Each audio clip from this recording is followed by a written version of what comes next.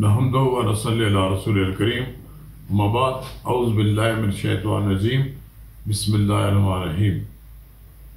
اگر آپ نے میرا یوٹیوب چینل سبسکرائب نہیں کیا تو براہ کرم اسے فوری طور پر سبسکرائب کریں، لائک کریں اور احباب کے ساتھ شیئر کریں تاکہ جب ہم ویڈیو لوڈ کریں تو سب سے پہلے آپ کے پاس پہنچے۔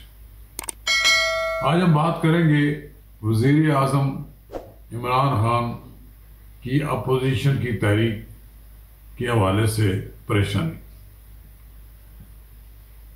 آپ نے یہ بات تو محسوس کی ہوگی کہ جب سے اپوزیشن نے حکومت کے خلاف تحریک چلانے کا اعلان کیا ہے، جلسے جلوسوں کا ایک شیڈول دیا ہے، حکمران طبقے میں بھی پریشانی پائی جانے لگی ہے۔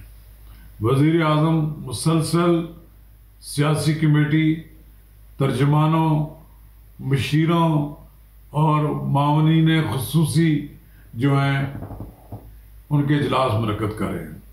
ہر ایک آدمی ان سے باندھ باندھ کی بولی بول رہا ہے۔ گزشتہ روز تو انہوں نے تھوڑا سا اپنے مشیروں اور اپنے وزیروں کو سے تھوڑا سا غصے میں کہا کہ اب میں اپنا بیانیہ خود بیان کروں گا، یعنی کہ وہ اپنے وزراء کے رائے روز کے بیانات سے مطمئن نظر نہیں آتے۔ انہوں نے یہ اندیا دیا ہے کہ وہ پارلیمنٹ میں اور تقاریر میں خود اپوزیشن کا جواب دیں گے۔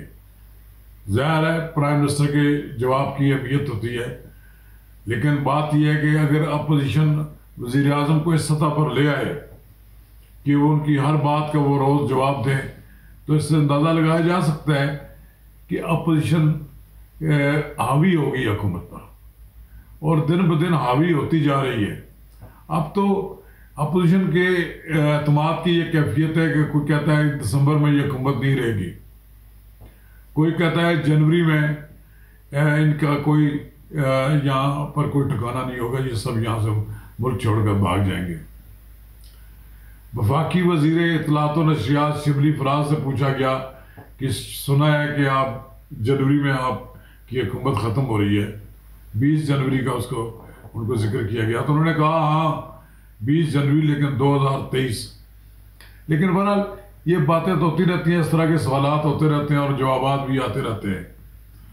وزراء کو یہ ٹاسک دیا گیا ہے کہ آپ زیادہ سے زیادہ ٹی وی ٹاکس میں جائیں، ٹی وی شو میں جائیں اور زیادہ سے زیادہ پریس کانفرنسیں کریں۔ ایک وزیر نے تو صبح سے لے کر شام تک یہ کام ہی اس کا یہی ہے، حالانکہ ان کی وزارت ریلوے ہے اس کی طرف کوئی توجہ نہیں دے رہے۔ وزیر اعظم ان سے خوش ہے، اس لیے خوش ہیں کہ وہ ان کے سیاسی مخالفین پر تابڑ توڑ حملے کرتے ہیں، اس لیے کابینہ میں ان کی تعریف بھی کی انہوں نے، لیکن وہ اس تعریف سے پورے سمائے نہیں جاتے۔ انہوں نے خود لوگوں کو آگے پیچھے بتایا کہ جناب وزیر اعظم مجھ سے بہت خوش ہیں۔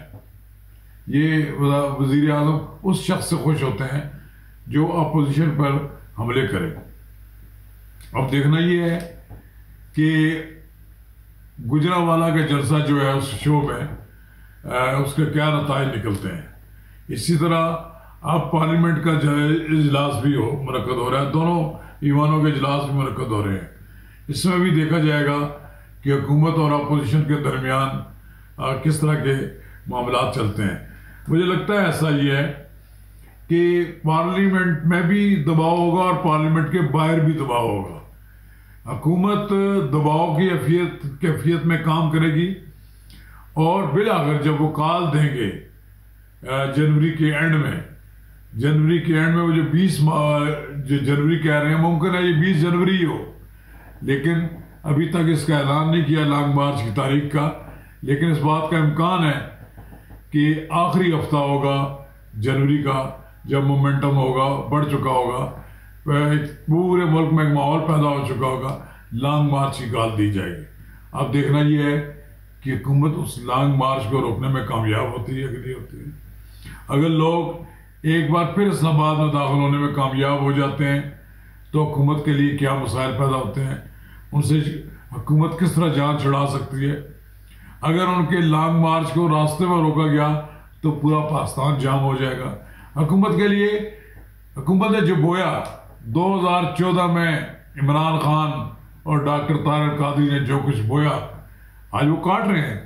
आज उन्हें उसी तरह की सूरत हाल बल्कि उससे बदतर सूरत हाल का सामना है अपोजिशन की जानब से। अपोजिशन कमज़ोर नहीं है, आज की अपोजिशन बहुत मजबूत है।